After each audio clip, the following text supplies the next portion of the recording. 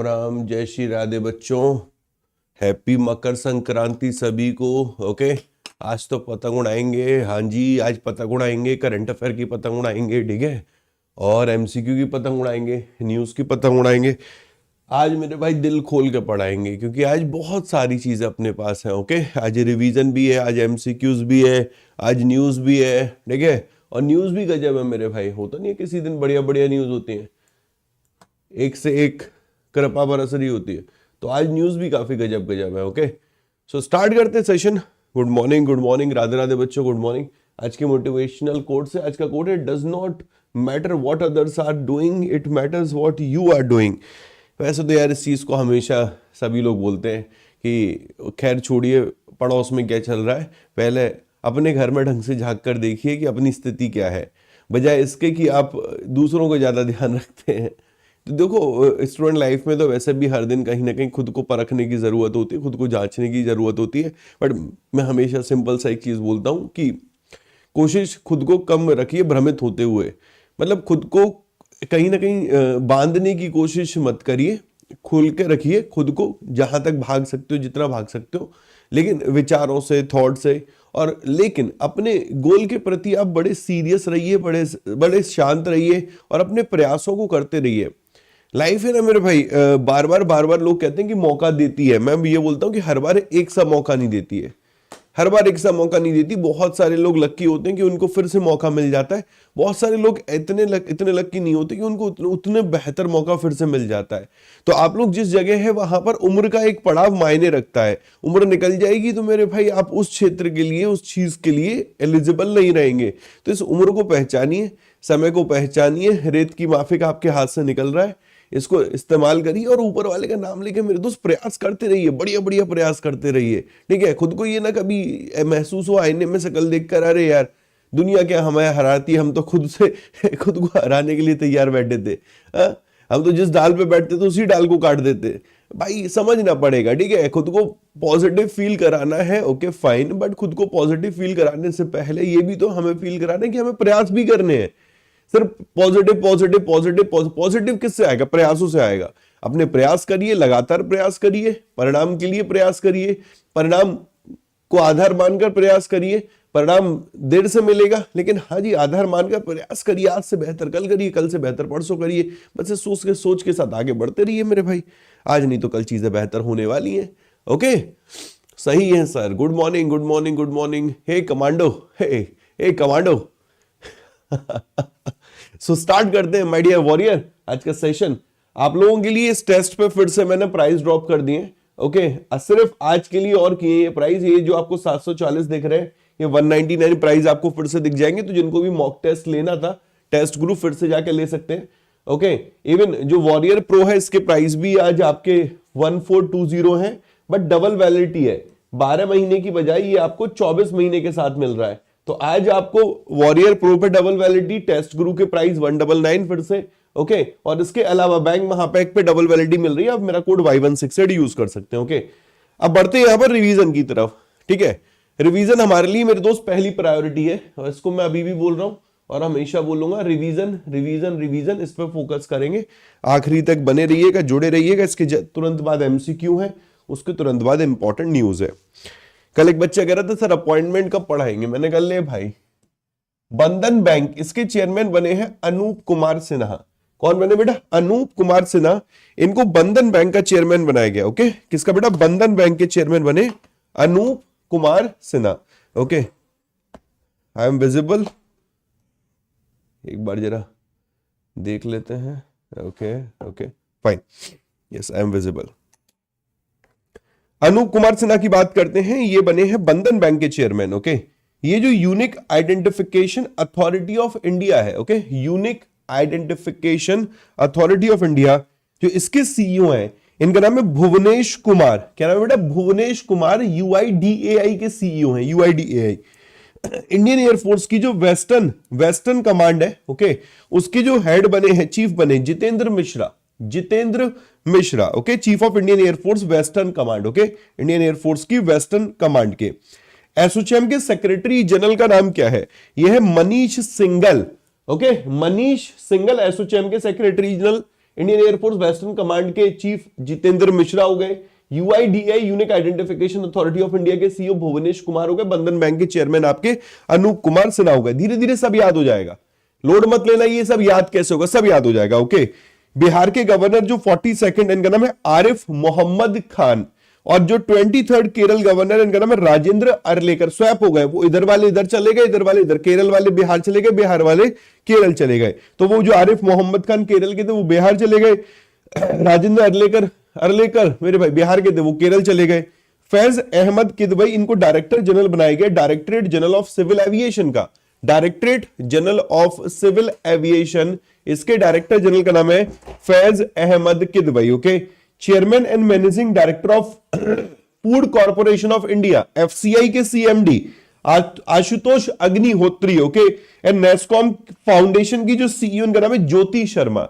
मैंने एक कमेटी और ऐड कर दी है यहां पर, जनरली हम अपॉइंटमेंट का तो रिवीजन कर लेते, कमेटी का नहीं हो पाता, कमेटी कुछ ही चंद होती है मेरे भाई। तो रमेश चंद, अच्छा कमेटी भी चंद होती है, हेड का नाम भी चंद ही है, रमेश चंद। ओके, अब रमेश चंद साहब को किस लिए यहां पर अपॉइंट किया गया, तो एक कमेटी बनाई है डब्ल्यूपीआई के बेस ईयर को चेंज करने के लिए। तो government has formed working group headed by NITI Aayog member Ramesh Chand to revise WPI base from 2011-12 तो 22 से 23। एक बार इसका स्क्रीनशॉट ले लीजिए मेरे भाई।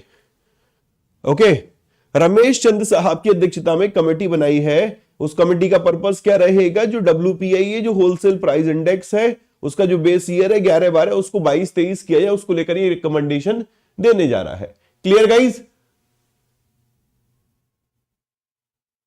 सर एक बार टेस्ट देने के बाद अगेन टेस्ट दे सकते हैं? भाई साहब कितनी बार भी टेस्ट दे सकते हैं। अच्छा, कल का टेस्ट किस किसने अटेम्प्ट किया है? कल का टेस्ट किस किसने अटेम्प्ट किया? 60 में से नंबर कितने आए तुम्हारे? पहला वाला टेस्ट बहुत इजी था, बहुत इजी। कल वाले टेस्ट में कितने नंबर रहे हैं कल? क्योंकि आरबीआई रिलेटेड न्यूज भी मिली थी उसमें, कल उसमें आपको गवर्नमेंट स्कीम भी मिली होंगी, कल आपको उसमें स्टेटमेंट बेस्ड क्वेश्चंस भी मिले होंगे। ओके, और क्या स्कोर रहा था आपका? ठीक है, अगला देखिएगा। जैसे जैसे गवर्नमेंट स्कीम आएंगी, प्रोजेक्ट आएंगे, उनको हम लोग पढ़ते चलेंगे। यहां पर एक है प्रोजेक्ट विस्तार, मेरे लिए इंपॉर्टेंट है यहां पर विस्तार की full form virtually integrated system to access agricultural resources. ठीक है, अब यहां पर इसकी फुल फॉर्म है virtual integrated system to access agricultural resources. मेरे भाई, तो आईटी मद्रास ने यहां पर अनाउंस किया है ministry of agriculture and farmer welfare के साथ एक कोलैबोरेशन प्रोजेक्ट विस्तार को लेकर। ये इसमें यहां पर फार्मर को मदद करेगा, अदर जो स्टेक होल्डर्स हैं उनको यहां पर जो स्टार्टअप्स की इंफॉर्मेशन रही उनको यहां पर एक्सेस करने में मदद करेगा। मेरे भाई प्राइस बढ़ गया था इसलिए नहीं ले पाए थे। अच्छा, ओके डन। वो क्लर्क में दिखेगा बेटा फर्स्ट वाला।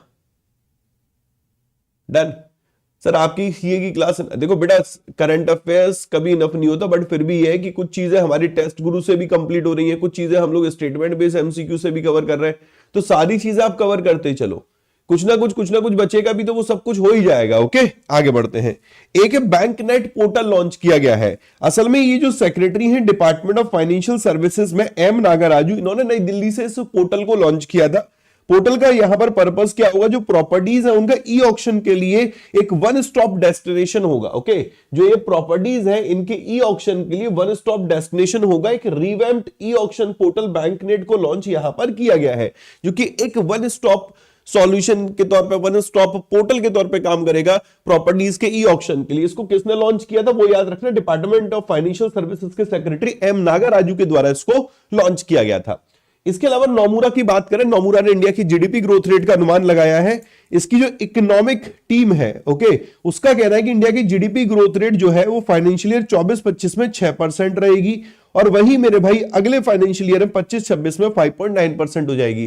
क्या नोमुरा, आरबीआई तक मेरे दोस्त कह चुका है 7.2 से 6.2। इवन आरबीआई छोड़ो मेरे भाई, अभी तो एनएसओ ने भी अपनी जीडीपी का अनुमान चेंज कर दिया। ठीक है, उसने 6.4 बोला है। अब ऐसे में यहां पर जो ये नोमुरा, इसने कहा 24-25 में 6% रहेगी, 25-26 में 5.9 रहेगी।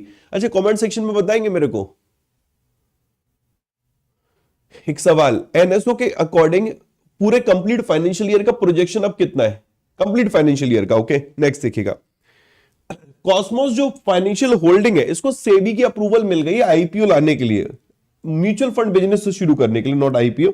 इसको अप्रूवल मिल गई है सेबी की, security exchange board of India की, ओके, म्यूचुअल फंड बिजनेस में एंट्री लेने के लिए, ओके, म्यूचुअल फंड बिजनेस में एंटर कर सकता है। स्टार्टअप पॉलिसी डीपीआईआईटी, डीपीआईआईटी किस किस के साथ कोलैबोरेशन नहीं कर रहा, बोर्ड के साथ तक इसने कोलैबोरेशन किया है, okay.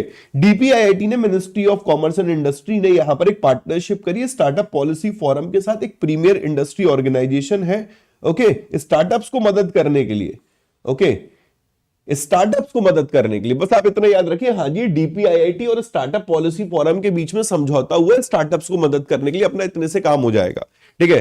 As per scheme of amalgamation, 3 जो सब्सिडरीज हैं, मतलब जेके लक्ष्मी सीमेंट है, इसमें 3 संस्थाओं का विलय हो रहा है, मतलब 3 संस्थाएं इसके साथ जुड़ रही हैं, अमलगमेशन हो रहा है, मर्जर हो रहा है। अब वो कौन कौन सी है मेरे भाई, तो ये देखिएगा, Udaipur cement work, Hansdeep industry and trading and high drive developer and industry, इनको अप्रूवल मिल गई, जेके लक्ष्मी सीमेंट में मर्ज हो सकते हैं, ठीक है।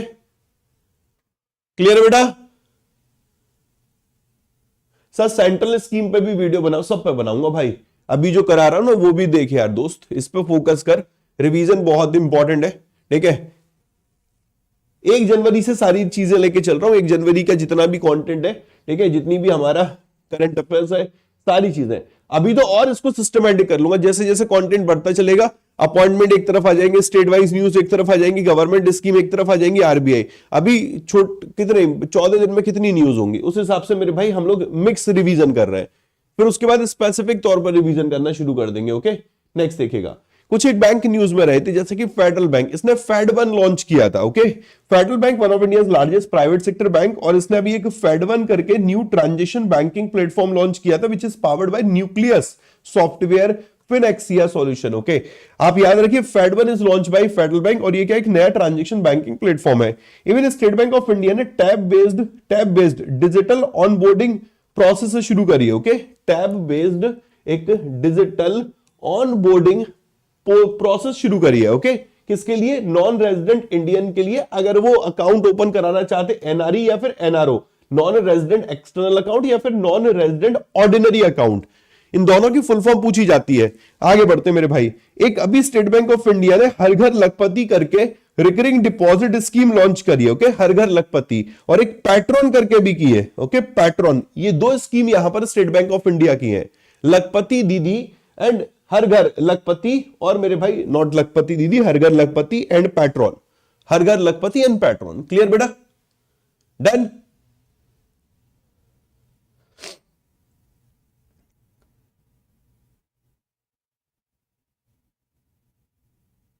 चलो next, unity small finance bank को लेकर अपडेशन ये आया था कि यूनिटी स्मॉल फाइनेंस बैंक में जो रेजिलिएंट है, जो भारत पे है, ओके, वो अपनी हिस्सेदारी बेचना चाह रहा है, उसकी हिस्सेदारी 49% है, ओके। अब ये कह रहा है कि मैं अपनी 49% में से 25% हिस्सेदारी बेचूंगा और मैं $800 मिलियन उठाना चाहता हूं, ठीक है।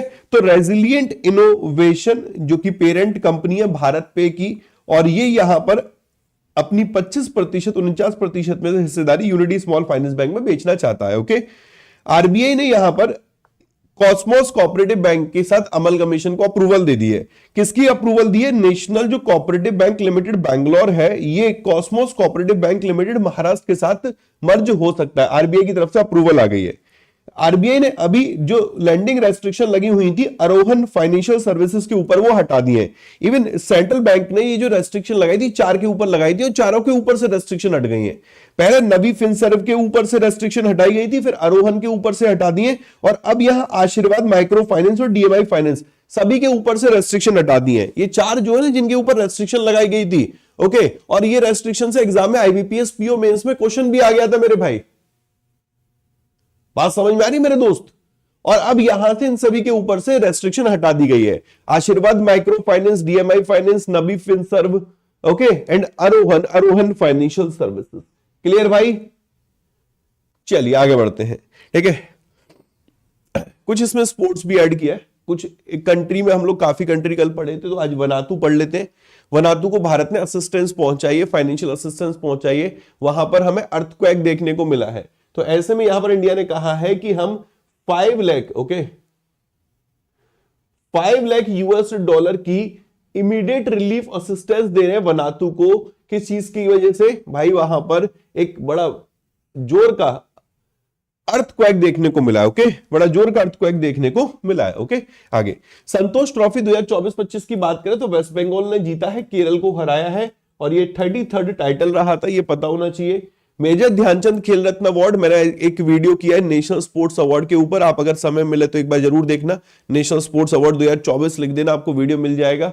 ओके, उसमें मैंने सारे अवार्ड्स पे जिक्र किया है। ओके, इस बार 4 लोगों को मेजर ध्यानचंद खेल रत्न अवार्ड दिया गया। एक तो शूटर मनु भाकर को, एक chess world champion D Gukesh को, ओके, एक men's hockey captain Harmanpreet Singh को और पैरा एथलीट प्रवीण कुमार को। तो इस साल कुल मिलाकर मेजर ध्यानचंद खेल रत्न अवार्ड, जिसका पहला नाम होता था राजीव गांधी खेल रत्न अवार्ड, उससे सम्मानित किया गया। कितने लोगों को? 4 लोगों को। मैग्नस कार्लसन और इयान नेपो मिनियाची, मतलब नाम याद करने के लिए बोलो, ऐसे याद रख लेना, ठीक है। नेपोम न्याची। ओके, तो वर्ल्ड ब्लिट्ज जो चेस चैंपियनशिप रही थी उसमें मैग्नस कार्लसन और इयान भाई हैं, इन्होंने टाइटल शेयर किया था। ओके, टाइटल शेयर किया था। फाइनल मैच जो हुआ था इन्होंने, मतलब ये जो मेन सेक्शन है उसमें टाइटल इन्होंने शेयर किया था। जबकि वीमेन सेक्शन में जो ये जू वैन जुन है, इन्होंने अपनी हमवतन ली तिंगजे इनको हराकर टाइटल अपने नाम किया था। Okay, world blitz chess championship 2024 New York में रही थी। मेन सेक्शन में कौन यहां पर विनर है, वीमेन सेक्शन में कौन विनर है? आई होप क्लियर होगा। सर नीरज भाई भी है ना? नहीं भाई, मेजर ध्यानचंद खेल रत्न अवार्ड जो इस साल दिया गया है वो 4 लोगों को दिया गया है। ओके, ठीक है भाई। तो ये रहा अपने रिवीजन वाला part. I hope revision clear होगा। रिवीजन में आनंद आ रहा है कि नहीं आ रहा है? पहले तो ये बताओ, रिवीजन में आनंद आ रहा है कि नहीं आ रहा? आज की न्यूज पे भी आऊंगा, घबराना नहीं। बहुत सारे कहेंगे अरे सर न्यूज का है, न्यूज भी आएंगे, डोंट वरी भाई। सुमित भाई 6 महीने का लास्ट 6 मंथ का करंट अफेयर्स कवर करने के लिए कुछ सजेस्ट करिए। वॉरियर प्रो से मंथली करंट अफेयर्स की क्लास कर लो। आज मेरा शेड्यूल बहुत पैक है। 10 बजे से दिसंबर की क्लास होगी और उसके बाद 12 बजे एक सेशन लगा हुआ है सर लोगों के साथ, ठीक है, GIB CIB Praveen Rana sir के साथ। फिर उसके बाद 3 बजे एक बच्चा आ रहा है, उसके साथ एक सेशन है। फिर 4 बजे से जो कल हम लोगों की क्लास होनी थी ना, चक्रव्यूह वाली क्लास, कल क्लास नहीं हुई थी। थोड़ी हमारी टीम बहुत ज़्यादा, मेरे दोस्त उस्ताद है, उन्होंने क्लास लगाई नहीं, फिर शो भी नहीं हो रही। फिर 4 बज गया, 5 बज गया, कल क्लास ही नहीं शो हो रही थी। तो फिर काफ़ी देर मुझे भी जद्दोजहद करनी पड़ी थी। तो आज वो मेरे भाई क्लास शेड्यूल की गई है। तो आज चक्रव्यूह बैच की पहली क्लास आज होने वाली है। ओके, आनंद आ रहा है? चलो बहुत बढ़िया, यही आनंद तो मैं चाहता हूं, तुम्हें मिलना चाहिए मेरे भाई, ठीक है। अब चलो कुछ सवालों पे आते हैं। ये वो सवाल है जो कल की न्यूज पर बेस्ड है, ठीक है। 8 सवाल है, 8 को फटाफट करते हैं। Who was sworn in for the third term as the president of Venezuela? Venezuela के तीसरी दफा राष्ट्रपति कौन चुने गए हैं? ओके, तीसरे कार्यकाल के लिए किसने यहां पर शपथ ली है वेनेजुला के राष्ट्रपति के तौर पर?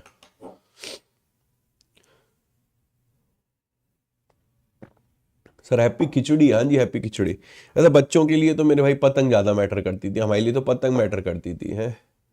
हम तो जाते थे आगरा में मेरे भाई बालूगंज, जहाँ पर बढ़िया बढ़िया पतंग मिलती हैं, तो बालूगंज जाते थे पतंग लेने के लिए। तो फिर मंजा लेके आते थे, डोर तो होती थी, पतंग लेके आते थे, फिर कन्ने वन्ने बांधते थे, फिर उड़ाते थे, मजा आता था मेरे भाई। खैर कटती तो अपनी पतंग थी, वहाँ बड़े बड़े भैया लोग काट देते थे, लेकिन आनंद बहुत आता था।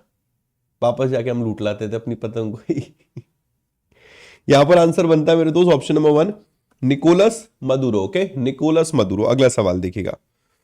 किस देश के राष्ट्रपति, जिनका नाम थर्मन शानमुगनाथन है, वो 15 जनवरी को भारत की यात्रा करने जा रहे हैं। और इस साल हम डिप्लोमेटिक जो रिलेशन है उसका 60th ईयर सेलिब्रेट कर रहे हैं, 60वां वर्ष सेलिब्रेट कर रहे हैं, ठीक है, 60वां वर्ष मेरे भाई।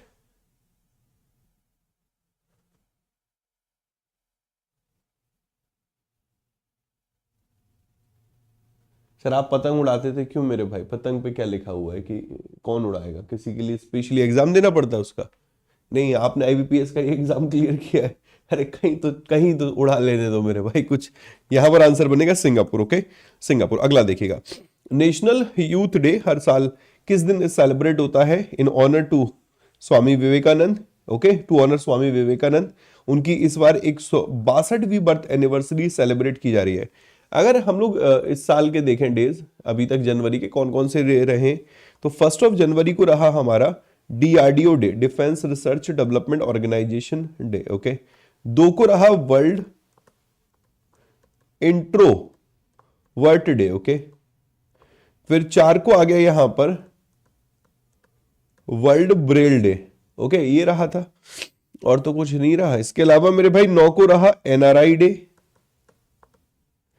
फिर 10 को रहा वर्ल्ड हिंदी डे, ओके, फिर 12 को रहा नेशनल यूथ डे, और आज 14 को है आर्म्ड फोर्सेस वेटरन डे। इस पर भी चर्चा करेंगे, okay.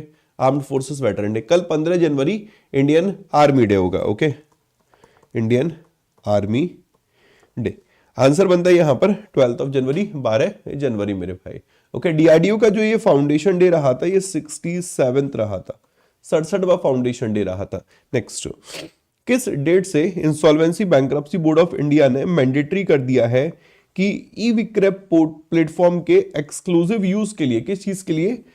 For asset auction under the liquidation process, okay. तो मैंडेटरी कर दिया है कि लिक्विडेशन प्रोसेस के तहत जो असेट है उनका जो ऑक्शन होगा वो इस ई विक्रय प्लेटफॉर्म के माध्यम से होगा, ओके। इंपॉर्टेंट है यहां पर डेट, ये कब से इन्होंने मैंडेटरी किया है?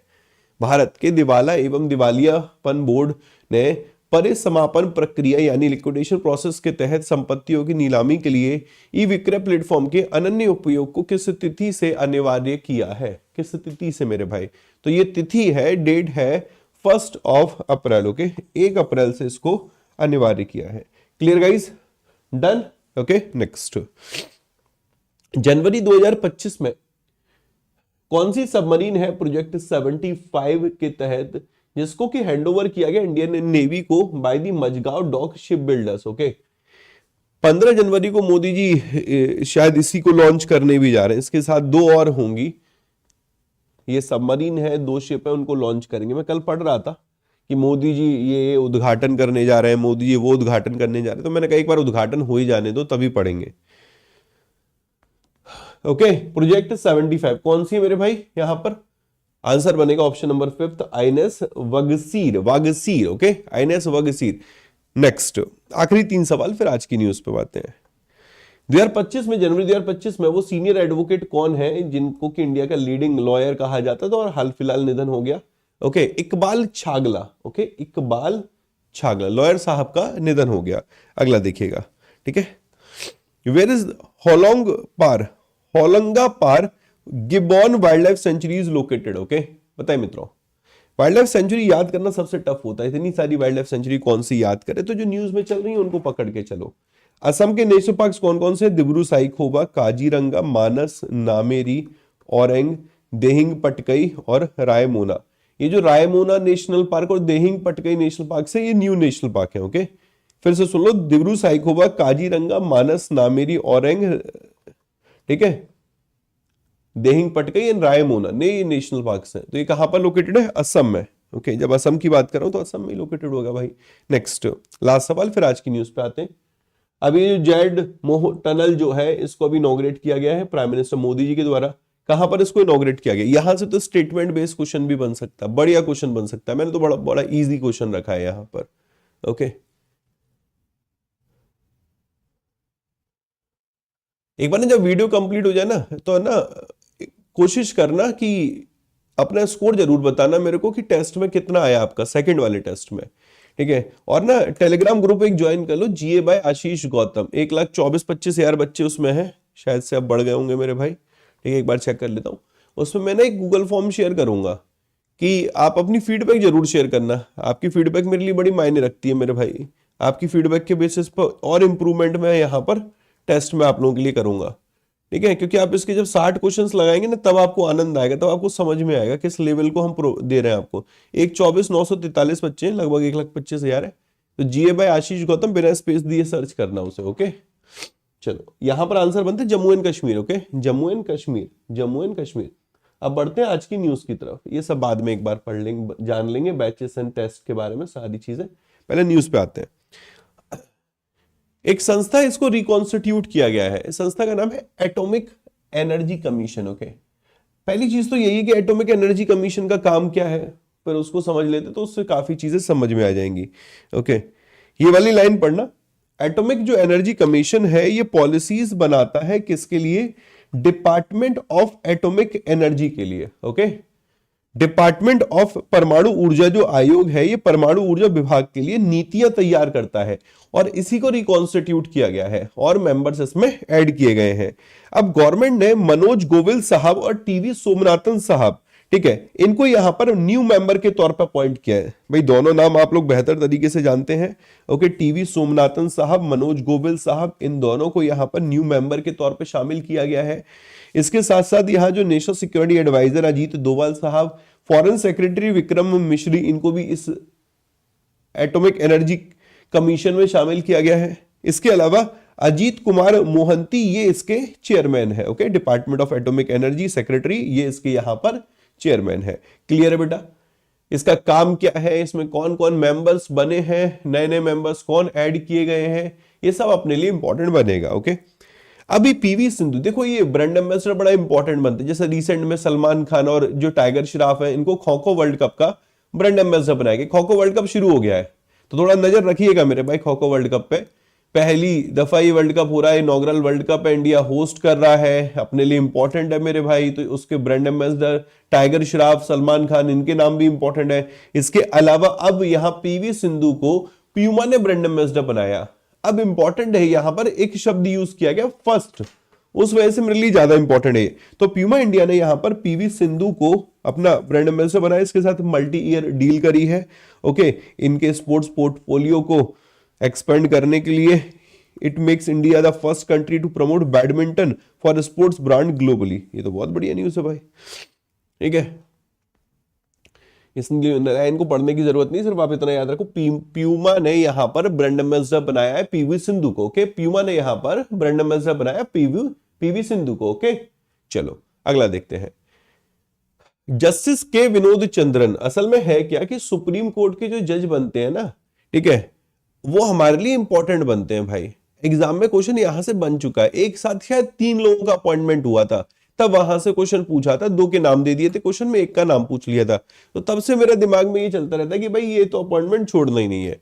तो यहां पर देखेंगे तो के विनोद जो चंद्रन साहब है, के विनोद चंद्रन साहब जो कि पटना हाई कोर्ट के चीफ जस्टिस हैं, इनको सुप्रीम कोर्ट का जज अपॉइंट किया गया है।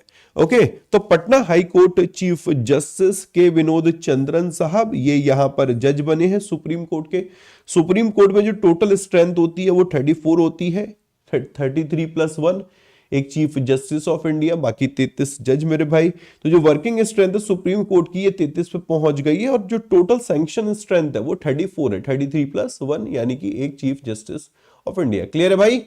समझ में आ रहा है? डन?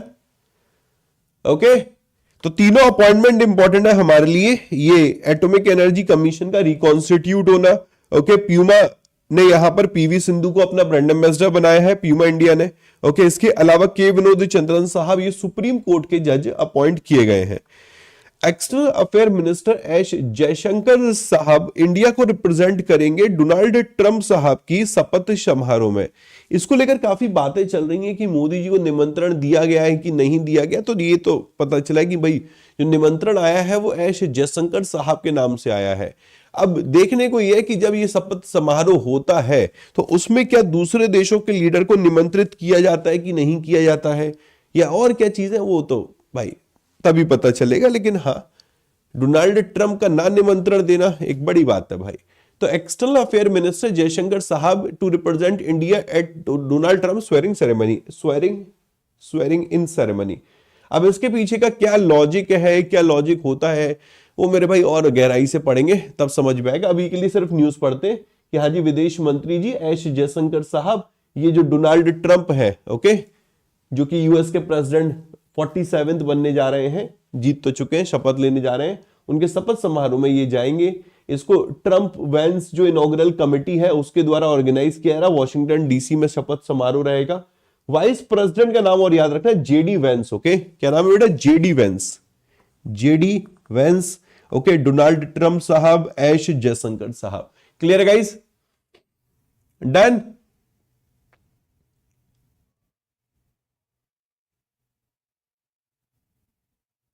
डन?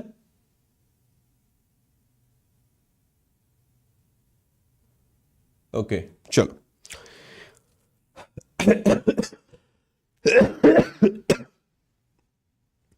आईएमडी का 150वां फाउंडेशन डे है।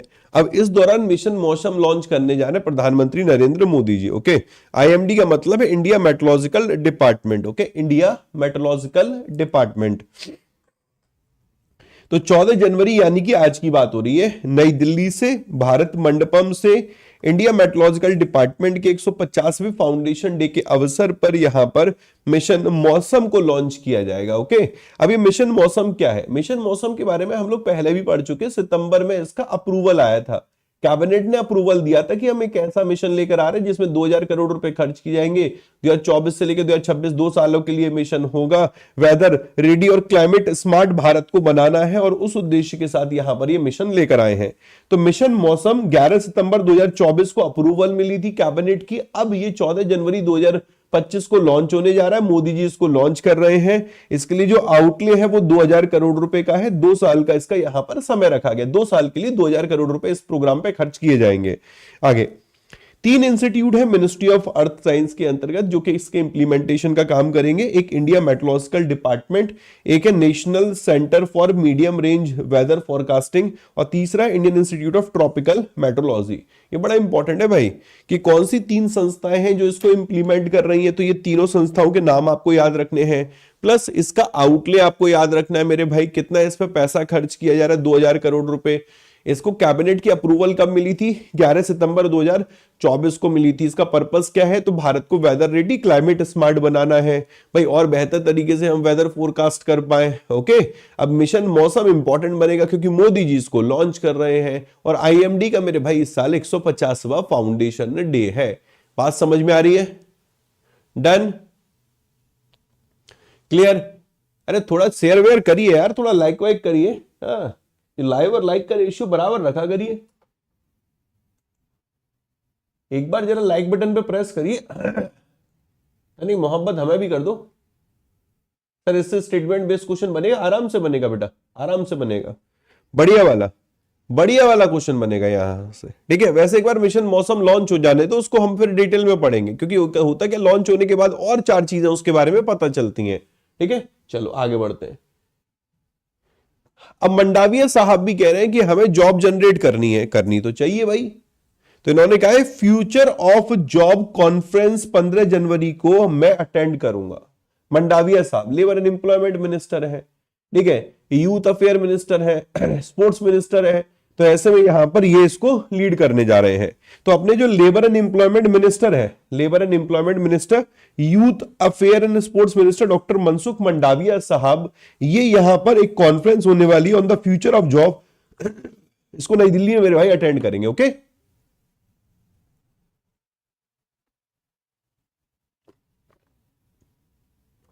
चलिए आगे बढ़ते हैं।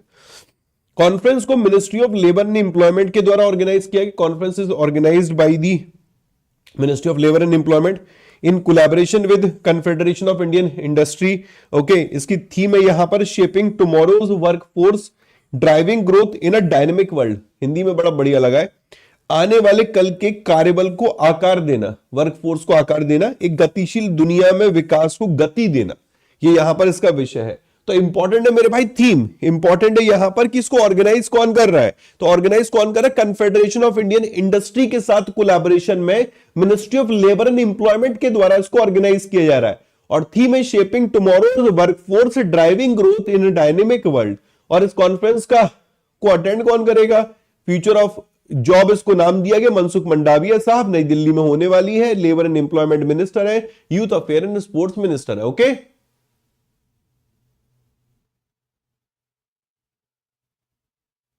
सर आज मेरे यहां मकर संक्रांति पे सॉन्ग शुरू हो गए, ये पूरा दिन डिस्टर्ब करेंगे। अरे नहीं भाई, एंजॉय कर बेटा। अगर उसको डिस्टरबेंस के तौर पे समझेगा तो डिस्टरबेंस है भाई, एंजॉय कर, कोई दिक्कत नहीं है। 1-1.5-2 घंटे में कोई दिक्कत नहीं आ रही है।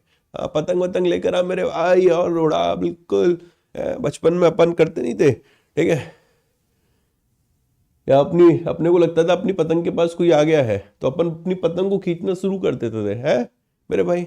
और फिर उसके बाद अपन उसकी पतंग को काट देते, काटा पेच। याद आता बचपन नहीं? जिन्होंने पतंग उड़ाई होगी वो इस चीज का आनंद ले सकते हैं। घर वाले वैसे अलाउड नहीं करते थे। मैं बहुत पिटता था पतंग की वजह से मेरे भाई।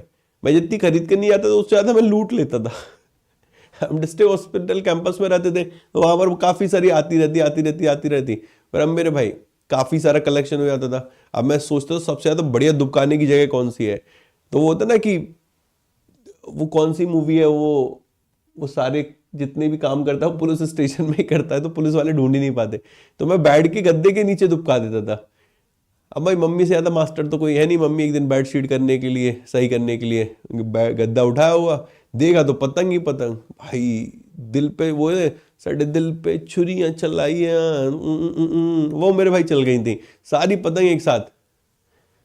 जय श्री राधे हो गया था। वो बचपन के दिन यार वो आनंद आता है, सच में बड़ा मजा आता है मेरे भाई।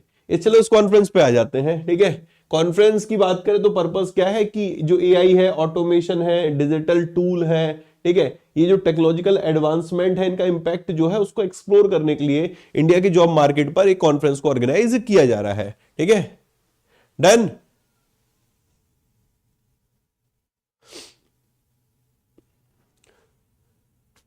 सर आप पतंग नहीं उड़ाओगे? नहीं मैं नहीं उड़ाऊंगा। अब क्या पतंग उड़ाऊं, गुड़गांव में क्या पतंग उड़ाएंगे। आनंद अपने जगह पे ही आता है। ये बड़ा बढ़िया स्कीम है। उड़ीसा में जब सरकार पुरानी थी तब तक आयुष्मान भारत को इन्होंने ज्वाइन नहीं किया था। अब यहाँ पर क्या है कि मेरे भाई आयुष्मान भारत स्कीम को उड़ीसा सरकार ने लॉन्च ज्वाइन कर लिया। ओके, अच्छी न्यूज ये कि 34वां स्टेट बन गया है इस आयुष्मान भारत स्कीम को ज्वाइन करने वाला। प्रधानमंत्री जन आरोग्य योजना, आयुष्मान भारत स्कीम। और इस स्कीम में ये होता है कि पर फैमिली 5 लाख रुपए का हेल्थ इंश्योरेंस मिलता है। अच्छी स्कीम है। इसमें लोगों को एनरोल कराना चाहिए। बहुत सारे लोगों को स्कीम के बारे में पता नहीं है क्योंकि इतने अवेयर नहीं है मेरे भाई। तो लोगों के साथ जब मुलाकात किया करो उनको इसके बारे में अवेयर किया करो। एटलीस्ट भाई मेडिक्लेम पॉलिसी होना बड़ा जरूरी है। अगर आप किसी को समझा सकते हो, किसी को अवेयर कर सकते हो और आपके अवेयर करने से उसका फायदा हो रहा है, कुछ खर्च तो है नहीं, तो इट विल बी बेटर ना मेरे भाई। पुण्य यहां से भी मिल सकता है ना। तो कोशिश करो मेरे दोस्त लोगों को समझाने की। ओके, तो उड़ीसा ने यहां पर आयुष्मान भारत स्कीम है इसको ज्वाइन कर लिया है। और जो हेल्थ कवरेज है ये 4.5 करोड़ जो लोग हैं, ठीक है, इसके लिए विस्तार हो गया है। बहुत बढ़िया। और इतने लोग कवर हो गए। तो उड़ीसा ने यहां पर 34वां स्टेट बन गया उड़ीसा आयुष्मान भारत प्रधानमंत्री जन आरोग्य योजना को ज्वाइन करने वाला। बात समझ में आ रही है? प्रधानमंत्री आयुष्मान भारत जन आरोग्य योजना को ज्वाइन करने वाला ये 34वां स्टेट बन गया है, ठीक है। 70+ वालों के लिए अब तो, हाँ उसके लिए भी, बट अब जो इंपॉर्टेंट है ये वाला पॉइंट और आगे कि उड़ीसा ने इसको ज्वाइन किया है। स्टेट ने यहां पर नेशनल हेल्थ अथॉरिटी के साथ समझौता किया था।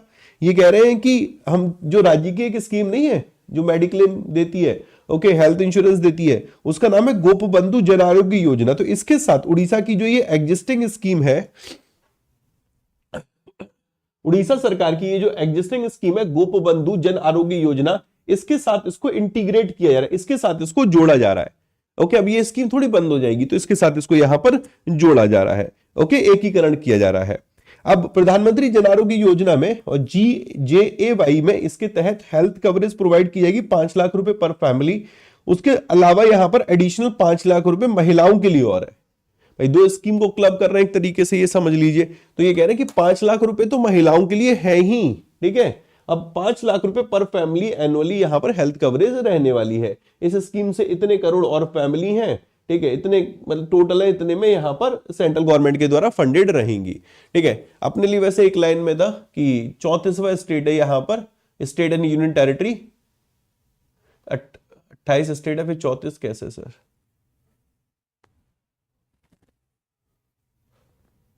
वो मेरा सोटा लेकर आओ मेरे भाई है। मैं आज बताता हूं कैसे है। अरे भाई यूटी भी जोड़ ले यार। क्या कहावत में कहा जाता है, ये शब्द बोला जाता है, ठीक है। If possible, do a session on a member of Constantries International Institute Bank. They are confusing a lot. Okay, sure, हो जाएगा। सर आपका अब आगरा में घर नहीं है? मम्मी पापा, छोटा भाई, ठीक है, ब्रूनो, सब वहाँ रहते हैं।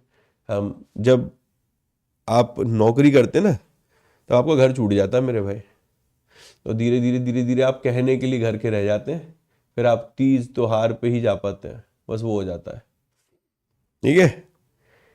तो कहते हैं ना कि विदाई लड़कियों की होती नहीं, हमारी विदाई पहले ही हो जाती है। हमारी विदाई मेरे भाई जिंदगी भर चलती है, हमारे शहर बदलते रहते हैं, ठीक है। उड़ीसा गवर्नमेंट ने एक मंथली पेंशन और शुरू करी है। कौन सी पेंशन बेटा?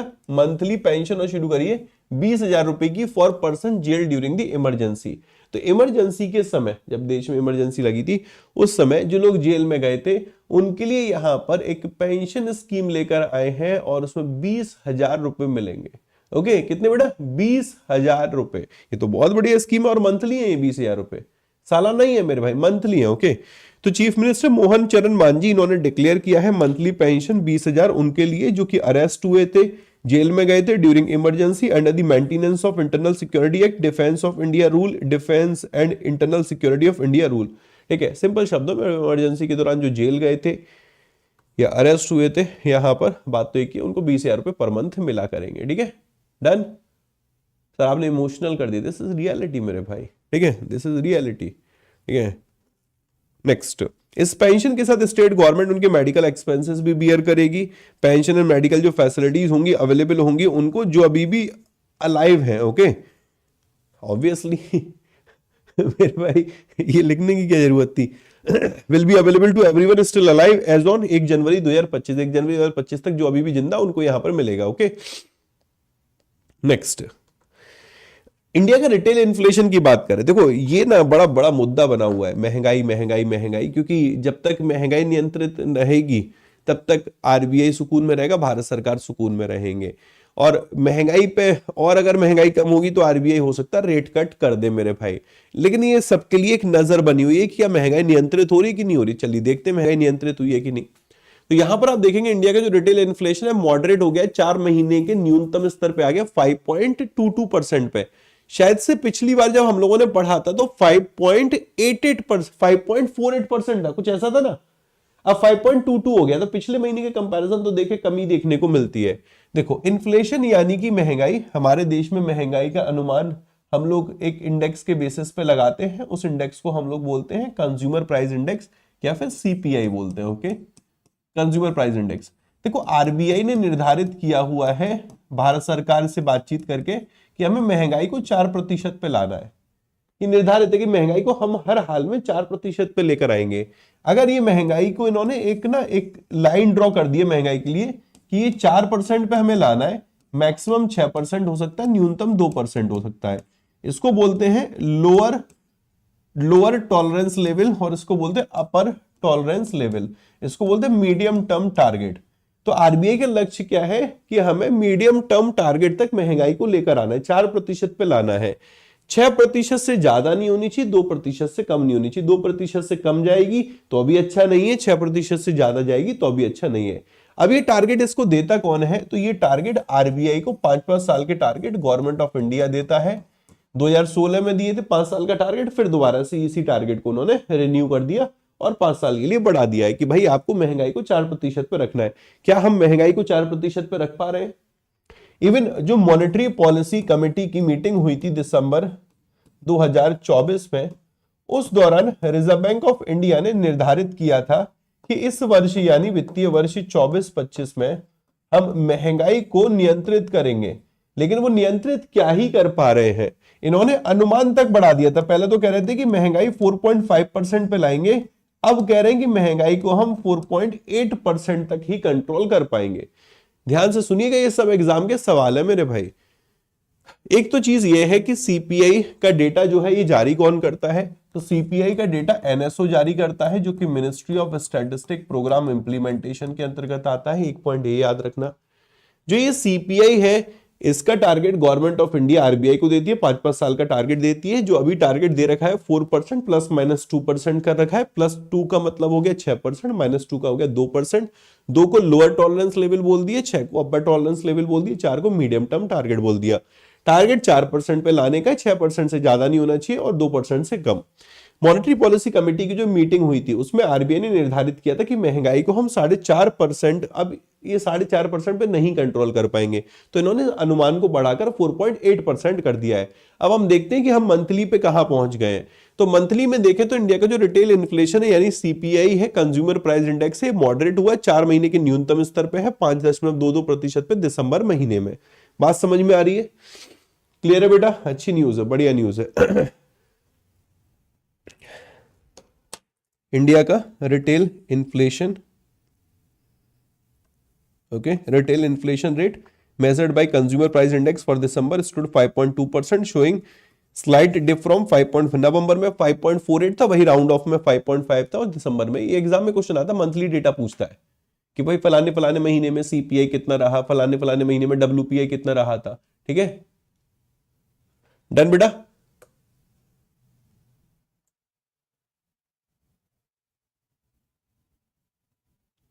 सर अड्डा इन चिरकुटों का कुछ करता क्यों नहीं है, फैकल्टी के सेशन में आकर डिस्टर्ब। अरे यार एंजॉय करने दो यार, बच्चे खेलेंगे नहीं कूदेंगे नहीं तो कैसे काम चलेगा? हाँ, अरे एंजॉय करने दो इन्हें, करने दो। तुम फोकस करो, कंटेंट कंटेंट कंटेंट। तुम्हें मेरे भाई चिड़िया की आंख दिखनी चाहिए, ओके? तुम्हें ये चिरौटे क्यों दिख रहे हैं? तुम्हें सिर्फ चिड़िया की आंख दिखनी चाहिए मेरे भाई। हाँ, अर्जुन बनो अर्जुन, ये चिरौटों पे नजर मत रखो मेरे भाई। ये ऐसी करेंगे इन पे ध्यान मत दो, इधर आ जाओ, ठीक है यार, जीने दो, मजे लेने दो मेरे दोस्त। आगे बढ़ते हैं। December is a fourth successive month, दिसंबर लगातार चौथा महीना रहा है जबकि जो रेट है वो 4% से ज्यादा रहा है। भाई टारगेट 2 से 6% का है, तो ये कह रहे कि दिसंबर चौथा महीना रहा है जब ये जो रेट है, इन्फ्लेशन का जो रेट है मेरे भाई, ये आपका 4% से ज्यादा है। Okay, done? December print is the fourth successive month of inflation higher than the medium rate 4%। अच्छी न्यूज है, बढ़िया न्यूज है। इसमें इन्होंने बताया कि जो की फूड आइटम है, वेजिटेबल, पल्सेस, शुगर, कैरल, इनके प्राइस में ड्रॉप हुआ, उसके चलते महंगाई नियंत्रित हमें होती हुई दिखी है। ठीक है भाई, डन? चलिए आगे बढ़ते हैं। आईडीबीआई बैंक है, इसने एक फिक्स डिपॉजिट स्कीम है, इसको अनवील किया है। नाम बड़ा बढ़िया है मेरे भाई, ठीक है? जैसे हमने अपने बैच का नाम रखा है वॉरियर, सारथी, चक्रव्यूह, इन्होंने देखो चिरंजीवी। ओके, चिरंजीवी मेरे भाई, ये आशीर्वाद दिया जाता है जब किसी के आप पैर छूते, तब Chiranjeevi super senior citizen FD, जो कि 8.5% इंटरेस्ट ऑफर कर रहा है।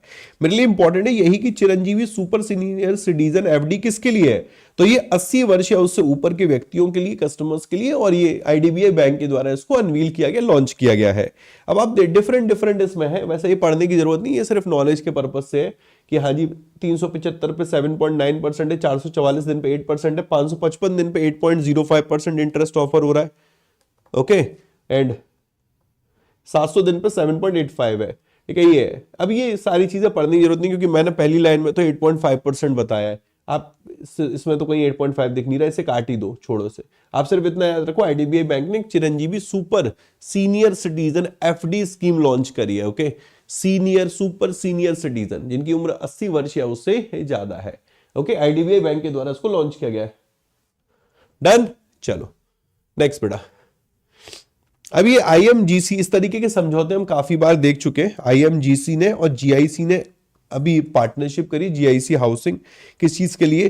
कहते हैं mortgage guarantee backed home loan offer करने के लिए। ओके, मॉर्गेज मतलब होता है कुछ गिरवी रखना, ठीक है? तो यहां पर mortgage guarantee backed home loan है, ये प्रोवाइड करने के लिए यहां पर आईएमजीसी और जीआईसी ने, जो कि जीआईसी हाउसिंग फाइनेंस लिमिटेड है, इन दोनों के बीच में पार्टनरशिप हुई है। Okay, done? सिंपल न्यूज है। नेक्स्ट, रिलायंस जियो ने एक बड़ा बढ़िया काम किया है, सियाचिन जो ग्लेशियर है, ओके, वहां पर 5G कनेक्टिविटी डिप्लॉय करी है। तो जो अपने डिफेंस पर्सनल है उनके लिए यहां पर एक बढ़िया चीज हमें देखने को मिल रही है कि रिलायंस जियो ने सियाचिन ग्लेशियर में 5G कनेक्टिविटी तैनात की है। ओके, तो सोल्जर्स जो कि सियाचिन ग्लेशियर पे हैं, अब वो 4G और जो 5G नेटवर्क कनेक्टिविटी है वो अवेल कर पाएंगे। ओके, रिलायंस जियो और इंडियन आर्मी के साथ कोलैबोरेशन के बाद, इन दोनों के कोलैबोरेशन के बाद ये कहते हैं कि अब 16,000 फीट पर जो कनेक्टिविटी है वो सुनिश्चित हो पाएगी काराकोरम रेंज में। ओके, काराकोरम रेंज में, जहां पर मतलब टेम्परेचर -50 के आसपास रहता है। बड़ी न्यूज है मेरे भाई। सर आज बोरिंग में पढ़ा रहे हो सर, आज की एनर्जी कहाँ है? ये देख रहे हो भाई, ये मेहनत को यूं चकनाचूर कर देते हैं, ये चकनाचूर कर देते हैं मेरे भाई। मतलब आज एमसीक्यू थे, हाँ जी। आज रिवीजन था, हाँ जी। आज न्यूज़ बढ़िया बढ़िया है, हाँ जी। अब इनको इसमें भी चाहिए कि नहीं भाई, भाई भाई की एनर्जी डाउन नहीं होनी चाहिए है। चलो ठीक है भाई, अगली बार से मेरे भाई जूस पी के आया करूंगा। Popeye the sailor man toot toot, ठीक है। तुम्हारे उछल उछल के पढ़ाऊंगा, मतलब ऐसा मत किया करो यार। इतना बढ़िया तरीके से सारी चीजें लेके आ रहा हूँ, बोलते ना माला में मोतियों को पिरो रहा हूं मेरे भाई, एक एक चीज दे रहा हूं उसके बाद भी पिरे।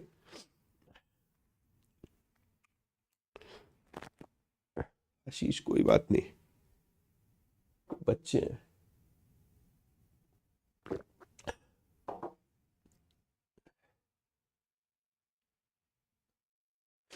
चलो कोई नहीं।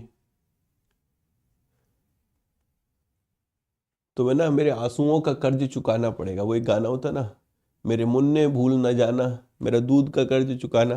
तो मेरे लिए तो मेरे भाई दूध की जगह आंसू आ गए, मेरे मुन्ने भूल न जाना, ठीक है। इस आंसुओं का कर्ज चुकाना, तीसरी जनरेशन का नाग MK2 एंटी टैंक मिसाइल है, इसका परीक्षण किया है। इसके बारे में तमाम बार हम लोग पढ़ चुके हैं, ये आप देख सकते हैं, नाग एंटी टैंक मिसाइल है। ये फाइनली मेरे दोस्त सारी चीजें डन हो चुकी हैं, इसकी जितने परीक्षण होने थे हो चुके हैं, अब ये डिप्लॉय हो सकता है। ओके, तो देखिएगा, इंडिया ने सक्सेसफुली अभी फील्ड इवैल्यूएशन किया है। ओके, फील्ड इवैल्यूएशन ट्रायल किया, मतलब एक ट्रायल कंप्लीट किया है स्वदेशी निर्मित तीसरी जनरेशन के एंटी टैंक गाइडेड मिसाइल का, ठीक है। एंटी टैंक, इसका नाम क्या, नाग MK2। तो डिफेंस मिनिस्ट्री ने कहा है कि ट्रायल जो रहा था राजस्थान के पोखरन में रहा था। ओके, और इसका फाइनली हम लोगों ने सफलतापूर्वक परीक्षण कर लिया है। DRDO कह रहा है कि उसने कहा है कि भाई साहब अब हम इसे रेडी है, ये इसको इंडक्ट कर सकते हैं आर्मी में।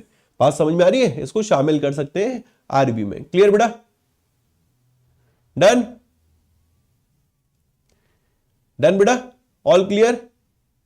ऐसे लोगों को सियाचिन भेज दो घर से फ्री में मिल रहा है क्लिक पे। नहीं ऐसा नहीं बोलते, कोई बात नहीं, मजाक वाली बात है। देखो अच्छी चीज ये है कि वो फीडबैक दे रहा बढ़िया। अगली बार से मेरे दोस्त मैं और बढ़िया तरीके से तैयार होके आऊंगा। ये तो पॉजिटिव लेने वाली बात है, ठीक है। ये तो मजाक चल रहा है यार। चलो, INS तुशील की बात करते हैं। बड़ा घुमाऊ है मेरे, मतलब लंदन गया है, मोरक्को गया, ये रुक ही नहीं रहा। ये तो घूमे ही जा रहा है, घूमे ही जा रहा है। लिख लेना INS तुशील कहां कहां घूमने गया है, ठीक है भाई, लिख लेना इसको। शुरुआत कहां से हुई, रशिया से हुई, फिर लंदन गया, फिर मोरक्को, कहां कहां ये घूम रहा है। अब देखो कहां पहुंच गया, नाइजीरिया। ये भारत आएगा मेरे भाई, नाइजीरिया लागोस पहुंच गया ये। ओके, अपने को बस यही याद रखना है कहां कहां ये जा रहा है। तो INS तुशील इंडिया का लेटेस्ट युद्धपोत है, गाइडेड मिसाइल स्टील फ्रिगेट है। ओके, और ये नाइजीरिया के लागोस पहुंचा है। ओके, नाइजीरिया की वैसे कैपिटल अबूजा है मेरे भाई, करेंसी यहां पर नायरा चलती है। आपको याद रखना है, नाइजीरिया के लागोस पहुंचा है INS तुशील। ओके, अच्छी न्यूज है, बढ़िया न्यूज है। नेक्स्ट, यहां से हर साल क्वेश्चन एग्जाम में बनता है, जो हज एग्रीमेंट होता है कि भाई हमारे यहां से इतने लोगों के लिए अप्रूवल ली जाती है, वो हज एग्रीमेंट पे फिर से साइन किए गए। ओके, अब इंडियन सऊदी अरब ने एक हज एग्रीमेंट 2025 किया है, और इनमें कोटा जो मिला है भारतीय श्रद्धालुओं के लिए, इंडियन पिलग्रिम्स के लिए, वो 1,75,025 के लिए मिला है। तो इंडिया के जो मिनिस्टर ऑफ माइनॉरिटी अफेयर है किरण रिजिजू साहब, ओके, इन्होंने एक हज एग्रीमेंट साइन किया सऊदी अरब के साथ। सऊदी अरब के जो मिनिस्टर फॉर हज एंड उमरा है तौफीक बिन फवजान अल रबैया, अरे तौफीक बिन फौजान अल रबैया, वैसे नॉट रिक्वायर्ड कि इनका नाम भी पढ़ो, आप एटलीस्ट याद रखो हज एग्रीमेंट जो हुआ है उसमें कोटा कितने के लिए मिला है, 1,75,025 पिलग्रिम्स के लिए। ओके ओके, 1,75,025 पिलग्रिम्स के लिए जो हज सेशन पे जाएंगे। Okay, done. Next, vice president Jagdeep Dhankhar साहब ने किताब लॉन्च करी। किताब के ऑथर इंपॉर्टेंट है हमारे लिए। ओके, किताब का नाम है यहां पर parliament powers, function and privilege, comparative constitutional perspective. Okay, एक parliament power function privileges. Okay, book का नाम याद रखो, और इसके जो ऑथर है उनका नाम है KS चौहान, सीनियर एडवोकेट है चौहान साहब। इंपॉर्टेंट इसलिए क्योंकि वाइस प्रेसिडेंट जगदीप धनखड़ साहब है, बड़े बड़े लोग हैं, उनके द्वारा मेरे दोस्त इस पुस्तक का विमोचन किया गया था, इस पुस्तक को लॉन्च किया गया था। Okay, done, clear. आगे बढ़ते हैं मेरे दोस्त। 9th armed forces veteran day, आज हमारे यहाँ आर्म्ड फोर्सेस वेटरन डे मनाते 14 जनवरी को। असल में स्वतंत्र भारत के जो पहले आर्मी चीफ बने थे वो जिस दिन रिटायर हुए थे उस दिन को हम लोग Indian armed forces veteran day के रूप में मनाते हैं। और अच्छी चीज ये है कि 14 जनवरी 15 जनवरी दोनों एक दूसरे से कनेक्टेड है। जिस दिन वो जो मतलब इंडियन आर्मी के साथ जुड़े थे उस दिन को आर्मी डे मनाते हैं, जिस दिन रिटायर हुए थे उसको आर्म्ड फोर्सेस वेटरन डे मनाते हैं। तो armed forces veteran day celebrated every year on 14th January. Okay, and first armed forces veteran day जो रहा था वो 2017 में रहा था, 2017 में। इस साल जो है वो 9th armed forces veteran day है। जनवरी 14 को क्यों चूज किया गया, रीजन है उसका कि जो फील्ड मार्शल के.एम. करयप्पा साहब थे 1953 में, okay, first commander in chief of Indian army post independence, ये रिटायर हुए थे। तो भाई रिटायरमेंट के बाद post independence first commander in chief थे इंडियन आर्मी के फील्ड मार्शल के.एम. करयप्पा साहब। तो जिस दिन रिटायर हुए उस दिन को 14 जनवरी को हम लोग आर्म्ड फोर्सेस वेटरन डे के रूप में सेलिब्रेट करते हैं। ओके सर, मैं नया हूं, कौन से टाइम क्लास स्टार्ट होती है बेटा? शार्प 7 बजे हम लोग शुरू कर देते हैं। We are very punctual. Okay, बच्चे भी आ जाते हैं, टीचर भी आ जाते हैं। एनी हाउ हम 7 बजे क्लास शुरू करते हैं मेरे भाई। आप लोग जुड़ा करिए डेली, और जो पहली दफा जुड़े कृपया करके 3 दिन जुड़िए। एक दिन में नहीं समझ में आएगा, 1 दिन 2 दिन 3 दिन समझने में लगते हैं। कहते हैं ना, मोहब्बत होने में थोड़ा समय लगता है, तनिक समय दे के देखिए, ठीक है। पहली बार में हम मुस्कुरा दें और आप कहो नहीं मोहब्बत है ना, भाई कृपया करके 3 दिन दीजिए, ठीक है, 3 दिन दीजिए। चौथे दिन देखिएगा आपको खुद समझ में आने लगेगा। आपको याद करने की टेंशन खत्म हो जाएगी, आपकी सारी टेंशन खत्म हो जाएगी। आपको नोट्स बनाने नहीं है, पीडीएफ से पढ़ना है मेरे भाई। पीडीएफ भी मैं प्रिंटेड पीडीएफ भी देता हूं कि आप इजीली उसे कम पेजेस में मिलती है उसको प्रिंट निकाल सकते हैं। टेलीग्राम ग्रुप ज्वाइन कर लो, जीए बाय आशीष गौतम, 1,25,000 बच्चे हैं, उसमें आपको पीडीएफ मिल जाएगा। ओके, तो ये रहा सेशन। आई होप आपको बढ़िया लगा होगा, क्लियर लगा होगा। कुछ बातें हम लोग कर लेते हैं, बड़ी इंपॉर्टेंट बातें हैं, जैसे कि जिन बच्चों को टेस्ट देना है, ओके, जिन बच्चों को टेस्ट लेना है, टेस्ट गुरु लेना है। टेस्ट गुरु क्या है? अभी हम लोगों ने इसको लॉन्च किया रिसेंटली 10 जनवरी को। इसमें आपको 15 एसबीआई क्लर्क मेंस के फुल लेंथ मॉक टेस्ट मिल रहे हैं, 15 एसबीआई पीओ मेंस के फुल लेंथ मॉक मिल रहे हैं। तो एक एक टेस्ट दोनों का मेरे भाई ओपन हो चुका है, आप अटेम्प्ट कर सकते हैं। एसबीआई क्लर्क वाला पहला टेस्ट इजी था, एसबीआई पीओ वाले का लेवल बढ़ा हुआ है। आप इसको अटेम्प्ट करेंगे तो आपको रियलाइजेशन होगा किस लेवल के क्वेश्चन एग्जाम में देखने को मिलते हैं। यहाँ 15 आरबीआई और गवर्नमेंट स्कीम बेस्ड टेस्ट मिल रहे हैं और 20 स्टेटमेंट बेस्ड करंट अफेयर आपको टेस्ट मिल रहे हैं। यहाँ पर टारगेट है कि एसबीआई क्लर्क एसबीआई पीओ तक आपके सारे जो करंट अफेयर्स है सितंबर से लेकर टिल एग्जाम वो सारे कवर किए जाएंगे in the form of MCQ. Okay, ये आपके बैंक महापैक का पार्ट नहीं है, ये आपके वॉरियर प्रो का पार्ट नहीं है। आपको इसको ज्वाइन करने के लिए क्या करना पड़ेगा? अड्डा 24/7 एप्लीकेशन को आपको इंस्टॉल करना होगा। जब आप एप्लीकेशन इंस्टॉल करेंगे तो यहाँ पर ऑप्शन आएगा आपके पास find courses by product type. तो आप यहाँ पर जाएंगे मॉक टेस्ट में। जब आप अड्डा 24/7 एप्लीकेशन पे स्टोर में चले गए ना, एप्लीकेशन इंस्टॉल किया, कैटेगरी बैंकिंग सेलेक्ट कर ली, स्टोर में जाने के बाद find courses by product type. अगर आपको लाइव क्लासेस चाहिए, बैंक महापैक चाहिए, वॉरियर प्रो चाहिए, देन आपको लाइव क्लास में जाना है। अगर आपको टेस्ट चाहिए तो आपको मॉक टेस्ट में जाना है। तो ये टेस्ट लेने के लिए आपको मॉक टेस्ट पे आपने क्लिक किया, इस तरीके से ओपन होकर आएगा। आप test Guru for SBI PO clerk select कर लेंगे। ओके, यहाँ पर कोड लगा लेंगे Y168 मेरे भाई। ओके, कोड याद रखिएगा, Y168 आपको लगाना है। जब ये कोड लगाएंगे तो आपको ये डिस्काउंटेड प्राइस में दिख जाएगा, ठीक है। और इसको एनरोल करने के बाद आपको माय कंटेंट में जाना होगा। माय कंटेंट में जाने के बाद आपको टेस्ट शो हो जाएगा और टेस्ट फिर एसबीआई क्लर्क वाले में जाके एसबीआई क्लर्क अटेम्प्ट कर सकते हैं, एसबीआई पीओ में जाके एसबीआई पीओ। ओके, इसके अलावा जो बच्चे टारगेट कर रहे हैं कि हर सर हमें करंट अफेयर्स भी पढ़ना है प्रीवियस मंथ के, तो मंथली करंट अफेयर्स बैच यहां पर चल रहा है। आज इसकी क्लास है दिसंबर की। ओके, दिसंबर की क्लास होगी 10 बजे, इसमें जुड़ना है।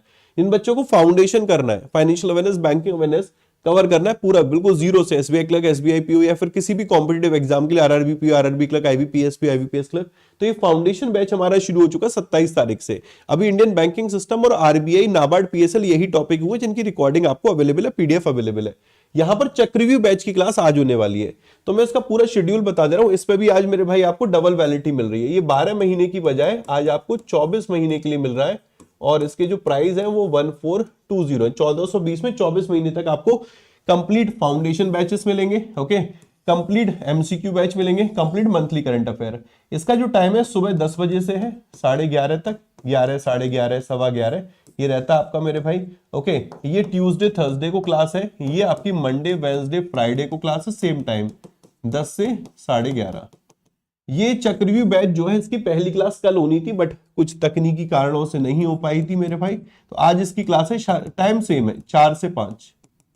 ठीक है। इसमें हम लोग 50-50 एमसीक्यू कवर करेंगे, हर महीने के 200 एमसीक्यूज कवर करेंगे स्टेटमेंट बेस्ड। आपको किसी बैच को अलग से नहीं लेना, ये टोटल 5 बैचेस का कॉम्बो है वॉरियर प्रो। जब आप वॉरियर प्रो ज्वाइन करेंगे ना, तो वॉरियर प्रो में आप कोड यूज कर लेना Y168, आपको 24 महीने वैलिडिटी मिल जाएगी, 1420 का बैच मिलेगा, बाय नाउ करना है। प्रोसेस सेम है आपको। यहां पर आप अभी जब परचेज करने के लिए इधर मॉक टेस्ट में गए थे, लाइव क्लास में जाना, लाइव क्लास में वॉरियर प्रो में जाओगे, बाय डिफॉल्ट एक कोड लगा होगा, Y168 कोड लगाओगे, कॉइन और सेलेक्ट कर लेना, यहाँ ऑप्शन आता है कॉइन सेलेक्ट करने का, ये कॉइन सेलेक्ट कर लेना, बाय नाउ करोगे और उसके बाद मेरे भाई आप क्लासेस देख सकते हो। ओके, इसके अलावा ये सारी चीजें अपार्ट फ्रॉम टेस्ट गुरु, आपको मेरा वॉरियर प्रो बैच ये बैंक महापैक में भी मिल जाएगा। बैंक महापैक पे आज डबल वैलिडिटी भी चल रही है, तो जो बच्चे जिन बच्चों को बैंक महापैक लेना है वो बैंक महापैक ज्वाइन कर सकते हैं मेरे भाई। ओके, डबल वैलिडिटी आपको मिल जाएगी। एक बार आप स्टोर पे मैं आपको दिखा देता हूं, एप्लीकेशन पे जाके एनरोल करिएगा। वैसे तो आप लाइव क्लासेस में यहाँ जाएंगे तो यहाँ आपको बैंक महापैक मिल जाएगा। ओके, बैंक महापैक पे डबल वैलिडिटी चल रही है, 6+6 मंथ, 12+12 मंथ। बाय नाउ करेंगे, बाय नाउ करने के बाद आप कोड लगाएंगे, यहाँ पर कोड Y168 लगाएंगे, अप्लाई करेंगे। कोशिश करना कि आप एप्लीकेशन से जाके ले, वहां पर 1% एक्स्ट्रा डिस्काउंट मिलता है।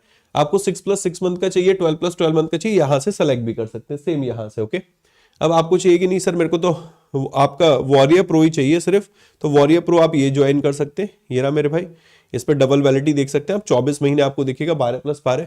यहाँ पर सेम कोड यूज करना आपको, Y168। ओके, यहां से आप देखेंगे 1491 दिख रहा है, वही एप्लीकेशन से लेंगे तो वहां कॉइन का ऑप्शन आता है, कॉइन सेलेक्ट करने का, 1420 का पड़ेगा, 1420 का। ठीक है भाई, टेस्ट ग्रुप के लिए आपको टेस्ट में जाना होगा, यहां पर मॉक टेस्ट में जाएंगे, टेस्ट ग्रुप पे क्लिक करेंगे। टेस्ट ग्रुप पे क्लिक करने के बाद मेरे भाई यहाँ पर कोड लगाएंगे Y168।